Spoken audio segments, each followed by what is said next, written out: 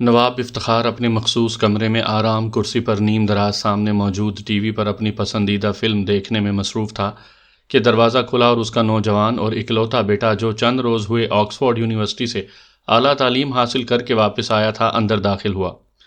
کیا دیکھا جا رہا ہے ڈیڈی؟ نوجوان نے مسکراتے ہوئے کہا۔ آؤ بیٹھو عامر، ڈان جان کی فلم دیکھ رہا ہوں، یہ میرا پسندیدہ اداکار ہے، نواب افتخار نے بڑے محبت بھرے لہجے میں کہا۔ ڈیڈی آپ پرانے زمانے کے اداکاروں کی فلمیں دیکھتے رہتے ہیں، زمانہ تو بہت آگے پہنچ گیا، نوجوان عامر نے ہنستے ہوئے کہا اور صوفے پر بیٹھ گیا۔ بیٹے ہم وزادار لوگ ہیں اور وزادار لوگ اپنے زمانے کے وزاداری نہیں چھوڑ سکتے، نواب افتخار نے کہا اور اسی لمحے دروازہ کھلا اور نواب افتخار کی بھاری بھرکم بیگم اندر داخل ہوئیں۔ باپ بیٹے میں کیا راز و نیاز ہو رہے ہیں؟ بیگم نے ہنستے ہوئے کہا۔ میں عامر سے کہہ رہا ہوں کہ تم جلدی سے شادی کر لو تاکہ میں بھی دوسری شادی کے بارے میں کوئی پلاننگ کر سکوں، نواب افتخار نے کہا اور عامر بے اختیار کھلکھلا کر ہنس پڑا۔ یہ میرا ہی دم تھا کہ تم سے نبھاتی چلی آ رہی ہوں، بے شک 3 شادیاں اور کر لو، پھر دیکھنا اپنا حشر، بیگم نے ہنستے ہوئے کہا اور وہ بھی صوفے پر بیٹھ گئی۔ ویسے ڈیڈی واقعی آپ وزادار لوگ ہیں، ورنہ عام لوگ تو اس انداز میں نہیں سوچتے کہ پہلے بیٹے کی شادی ہو جائے پھر اپنی کی جائے، عامر نے کہا اور نواب افتخار بے اختیار ہنس پڑا۔ میں نے عامر سے بات کر لی ہے، نواب عاشق کی اکلوتی بیٹی کا رشتہ اس کے لیے مناسب رہے گا، وہ بھی آکسفورڈ یونیورسٹی سے پڑھی ہوئی ہے، پھر اکلوتی ہے، باپ کی مکمل جائیداد کی اکلوتی وارث، خوبصورت خاندانی اور وزادار بھی ہے، بیگم افتخار نے کہا۔ ہاں وہ لڑکی واقعی بے حد پیاری ہے اور نواب عاشق بھی وزادار آدمی ہیں، یہ رشتہ واقعی مناسب رہے گا، نواب افتخار نے مسکراتے ہوئے کہا۔ ڈیڈی پہلے میں اس سے ملوں گا پھر فیصلہ ہوگا، ایسا نہ ہو کہ آپ وزاداری کے چکر میں مجھ سے پوچھے بغیر ہی ساری بات چیت کر لیں، عامر نے اٹھتے ہوئے کہا۔ ٹھیک ہے، ہمیں کیا اعتراض ہے، اگلے ہفتے ان کی حویلی چلیں گے، لیکن تم اب کہاں جا رہے ہو؟ نواب افتخار نے کہا۔ ویسے ہی چند پرانے دوستوں سے ملنا ہے، کچھ دیر گپ شپ رہے گی، عامر نے کہا اور نواب افتخار نے اس بات میں سر ہلا دیا اور عامر بائے بائے کرتا ہوا کمرے سے نکل گیا۔ ہاں اب بتاؤ، جوان بیٹے کے سامنے تمہیں اپنی شادی کی بات کرتے شرم نہیں آئی؟ عامر کے جاتے ہی بیگم افتخار نے آنکھیں نکالتے ہوئے کہا۔ ارے وہ تو میں مذاق کر رہا تھا، تمہارے ہوتے ہوئے بھلا مجھ میں جرت ہے کہ کسی کی طرف آنکھ اٹھا کر بھی دیکھ سکوں، نواب افتخار نے کہا اور بیگم کے چہرے پر بے اختیار مسرت کی لہریں سی دوڑتی چلی گئیں۔ ارے ہاں، آپ سے ایک بات کرنی تھی، کیا آپ کا نام نواب دولہ بھی ہے؟ بیگم افتخار نے کہا اور نواب افتخار بے اختیار اچھل پڑے، ان کے چہرے پر انتہائی حیرت کے آثار ابھر آئے۔ کیا کہہ رہی ہو؟ کس نے یہ بات کی ہے؟ نواب افتخار نے غصیلے لہجے میں کہا۔ نواب عاشق کا ایک رشتہ دار ہے، اس کا بیٹا بھی نواب عاشق کی بیٹی شہر بانو کا امیدوار ہے، لیکن میں نے نواب عاشق کی بیگم سے پہلے ہی بات کر لی تھی، اسے بھی عامر بے حد پسند ہے۔ اس رشتہ دار نے جب شہر بانو کے رشتے کی بات کی تو نواب عاشق کی بیگم نے کہا کہ نواب افتخار کے بیٹے کا رشتہ آیا ہوا ہے، پہلے اس بارے میں کوئی فیصلہ ہوگا پھر کسی اور سے بات ہوگی، تو اس نے کہا کہ نواب افتخار تو جرائم پیشہ آدمی ہے، نواب دولہ کے نام سے وہ مجرموں میں بے حد مشہور ہے، اس کے بیٹے سے رشتہ کریں گی اور اس پر نواب عاشق کی بیگم نے تو اسے جھاڑ دیا، لیکن اس نے مجھ سے بات کی تو میں نے یہی کہا کہ میں نے آج تک یہ نام کبھی کسی سے نہیں سنا، پھر ہم جدی پشتی رئیس ہیں، ہمیں کیا ضرورت ہے جرائم کرنے کی۔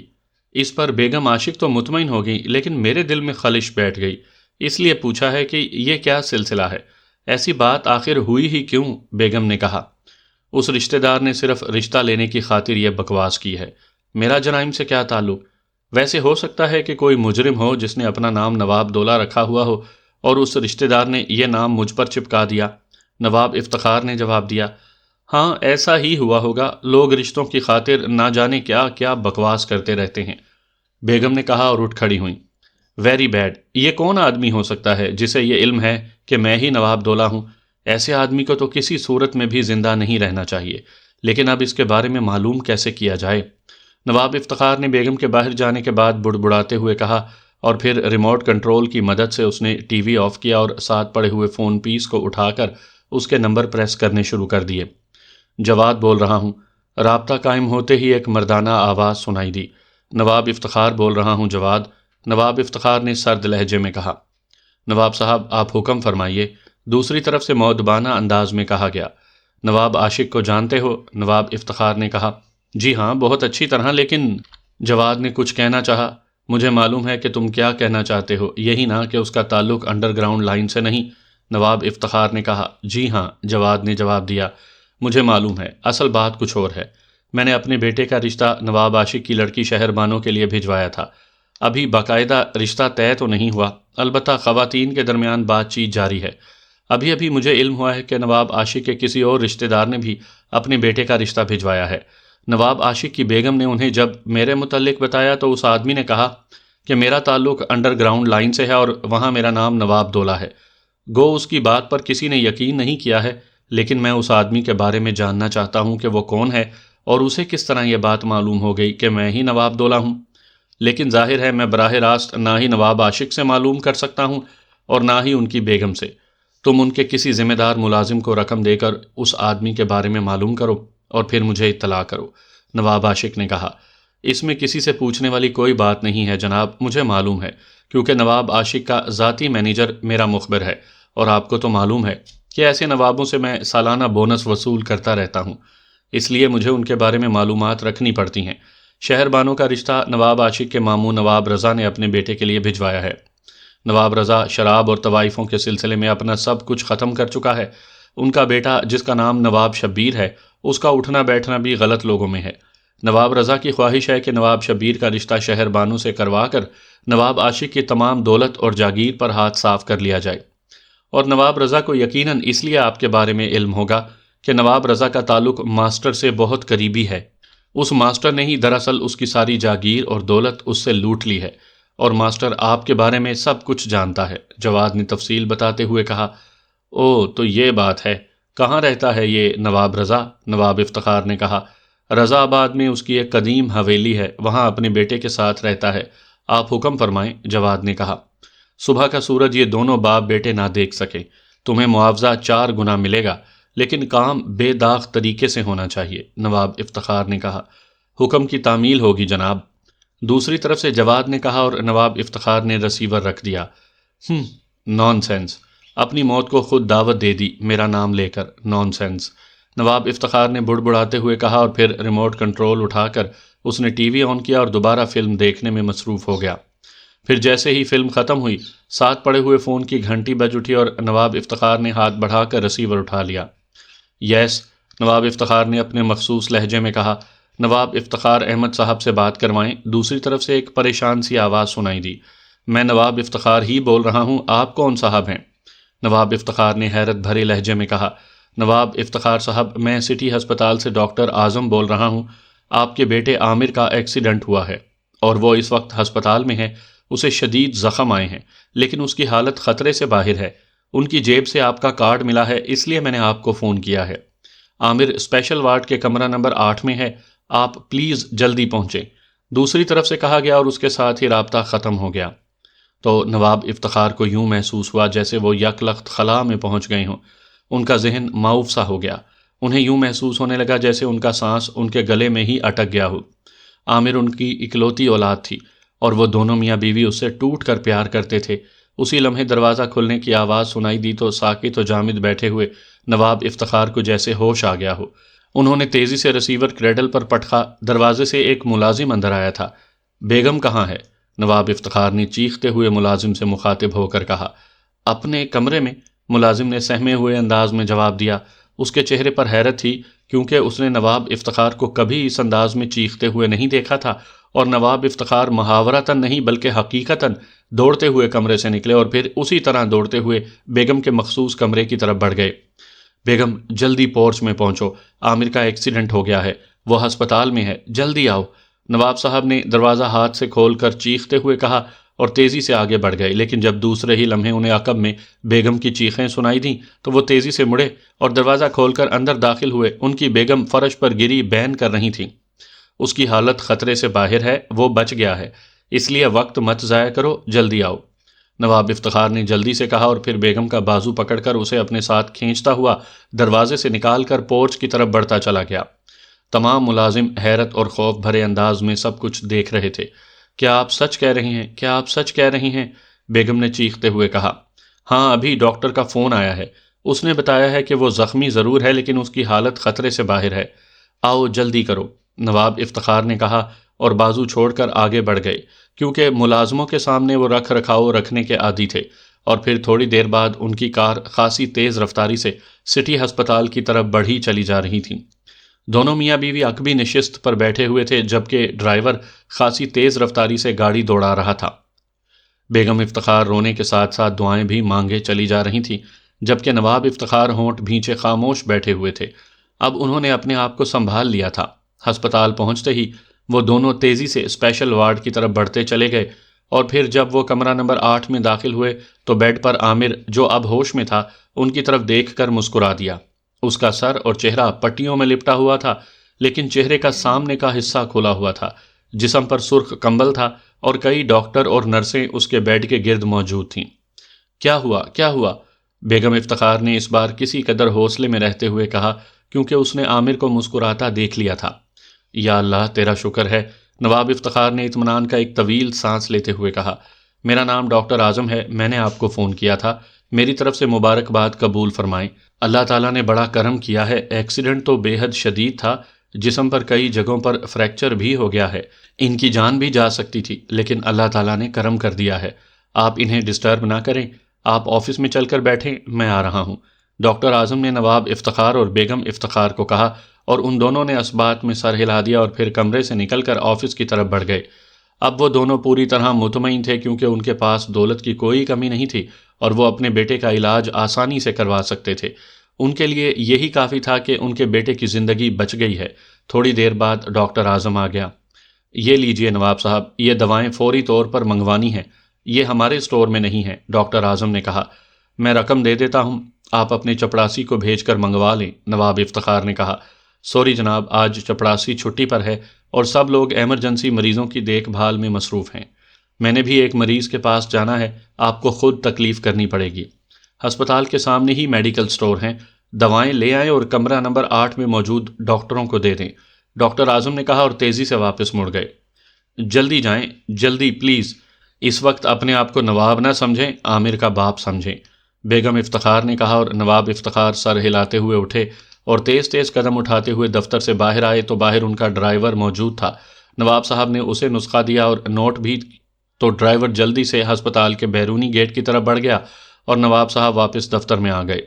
تھوڑی دیر بعد ڈرائیور دوائیں لے کر آ گیا تو نواب صاحب نے اس سے دواؤں کا لفافہ لیا اور کمرہ نمبر 8 کی طرف بڑھ گئے۔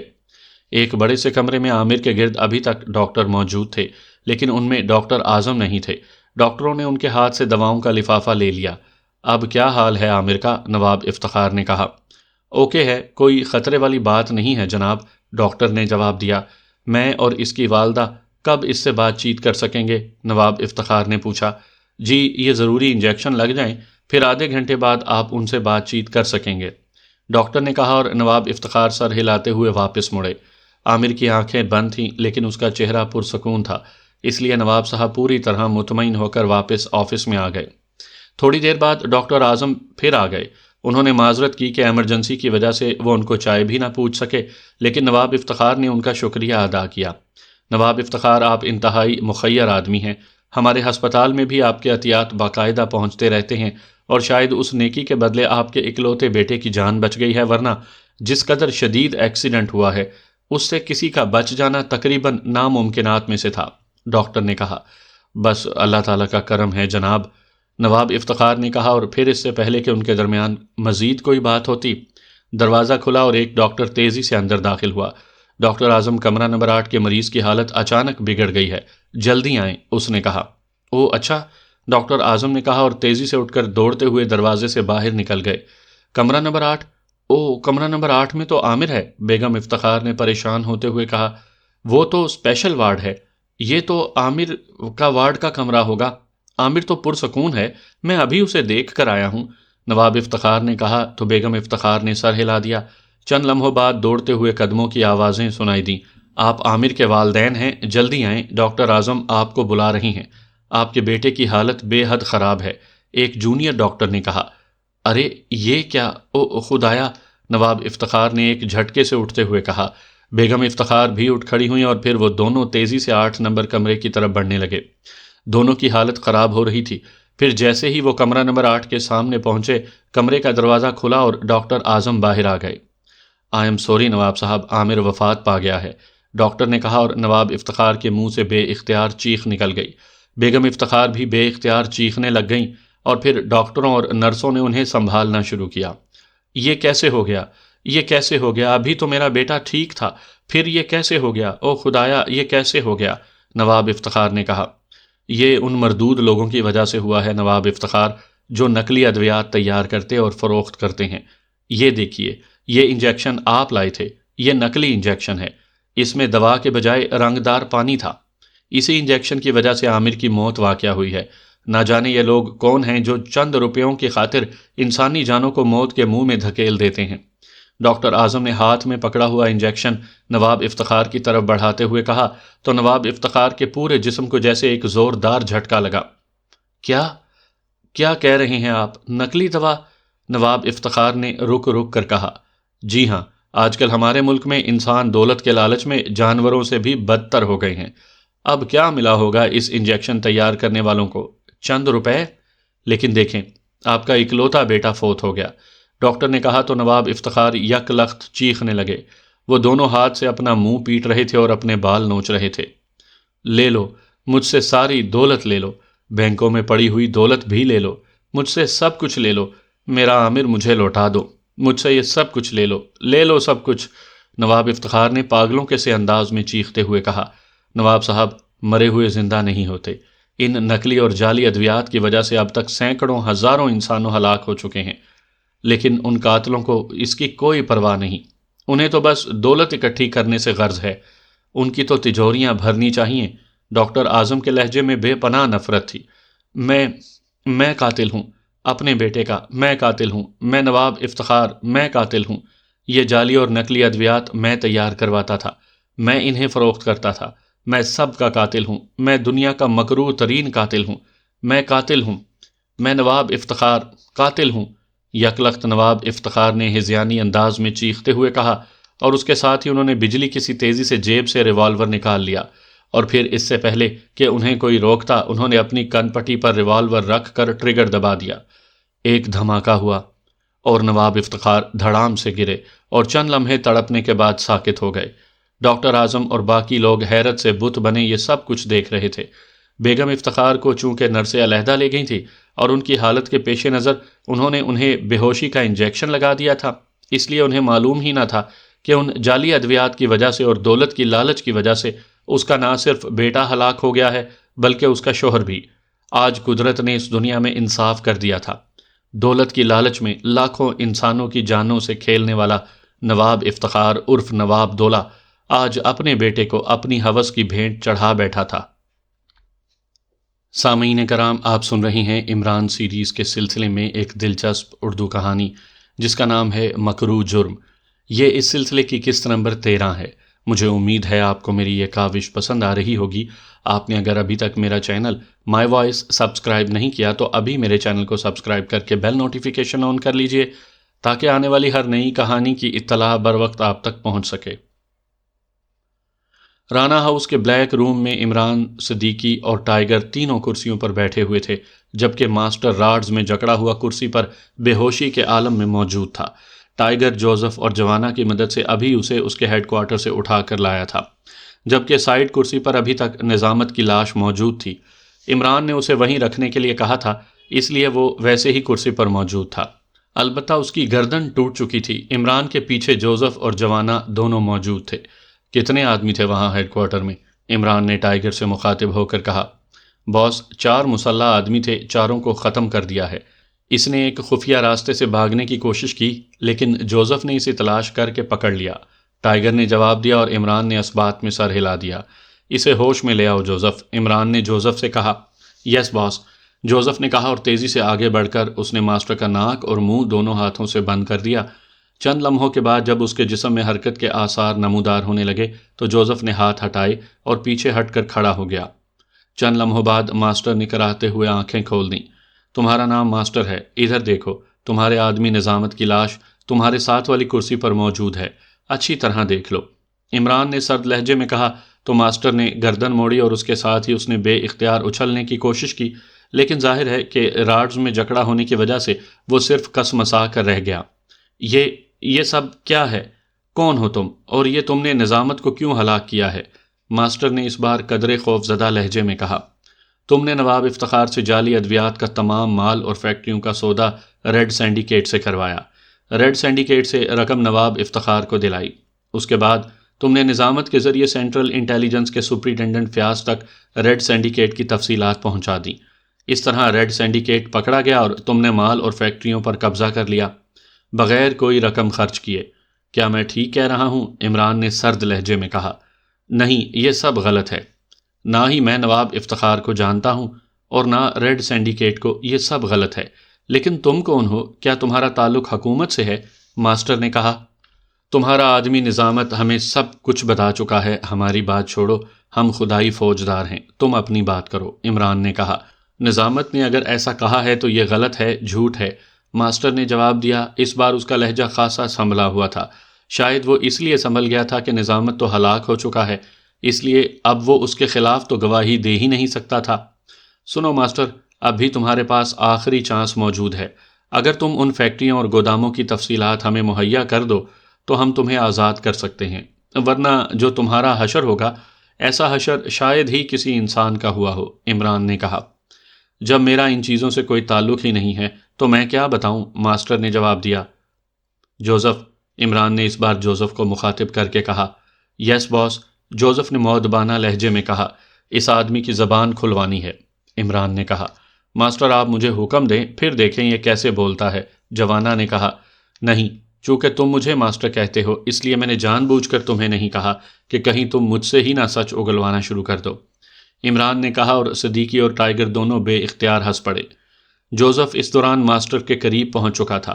اس نے ایک ہاتھ ماسٹر کے سر پر رکھا اور دوسرے ہاتھ کی انگلیاں اس کے دونوں نتنوں میں ڈال کر اپنے ہاتھ کو مخصوص انداز میں جھٹکے دینے شروع کر دیے تو ماسٹر کے حلق سے انتہائی کربناک چیخیں نکلنے لگ گئیں۔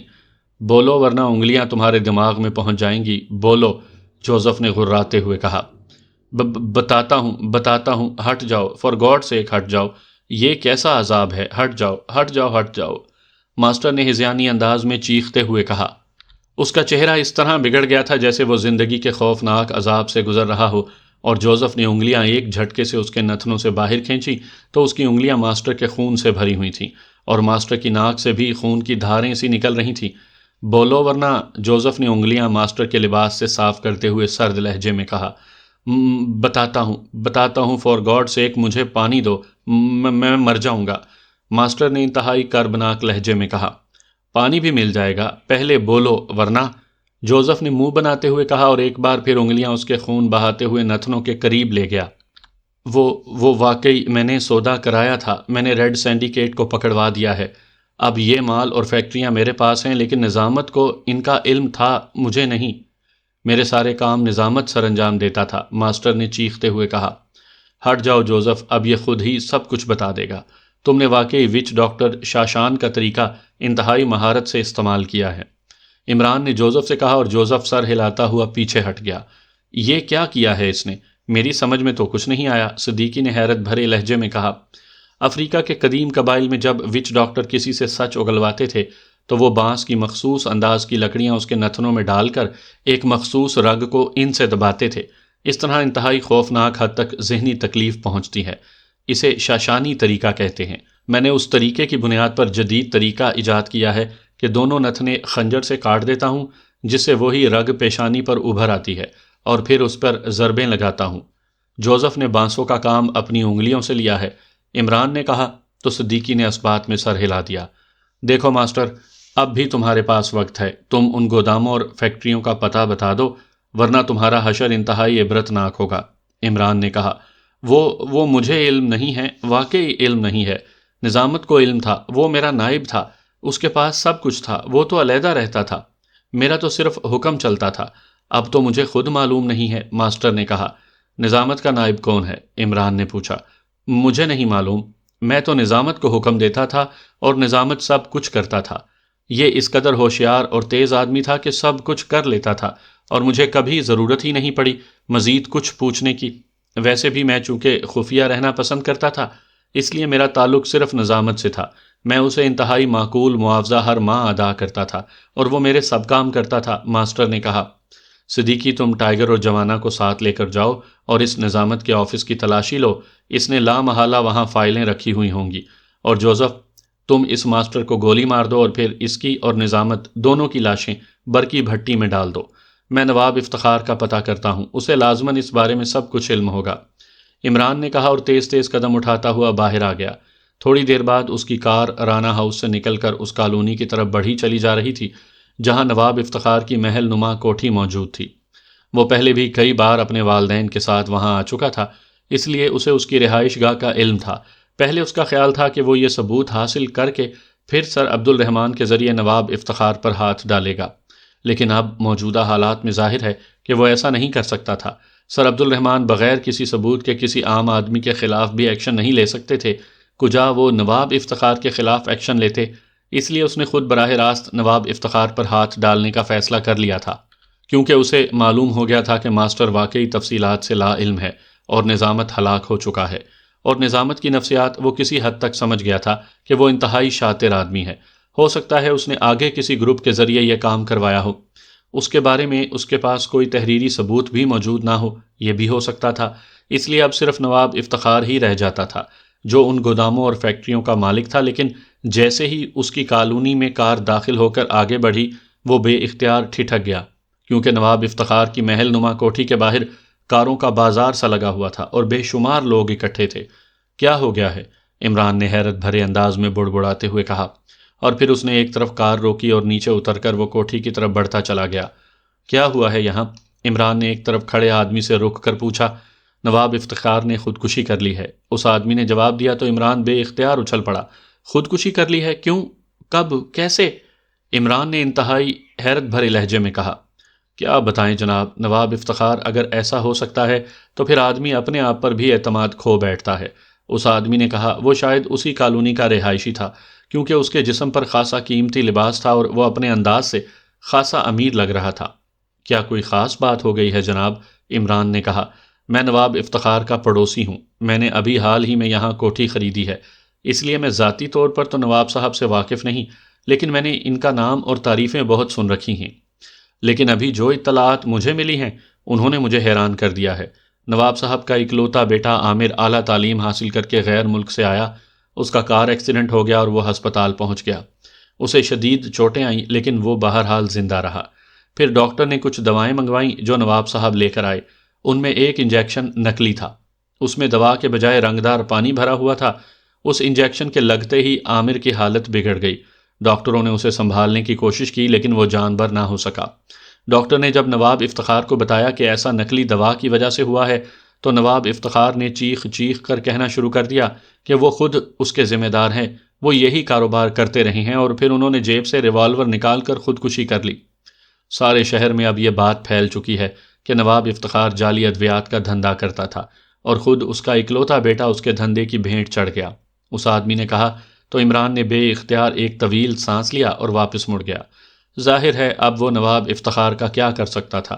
اس نے اب یہی سوچا تھا کہ جب اس کی موت کی رسومات ختم ہو جائیں گی تو پھر وہ اس کے آفس کی تلاشی لے گا، شاید وہاں سے کچھ دستیاب ہو سکے۔ اس نے کار واپس موڑی اور اپنے فلیٹ کی طرف روانہ ہو گیا۔ ویسے وہ قدرت کے نظام مکافات عمل پر حیران ہو رہا تھا کہ نواب افتخار کے اعمال کا کس انداز میں اسے نتیجہ ملا ہے۔ واقعی قدرت کی پکڑ بڑی سخت ہے، لیکن لوگ دولت کے لالچ میں اندھے ہو جاتے ہیں۔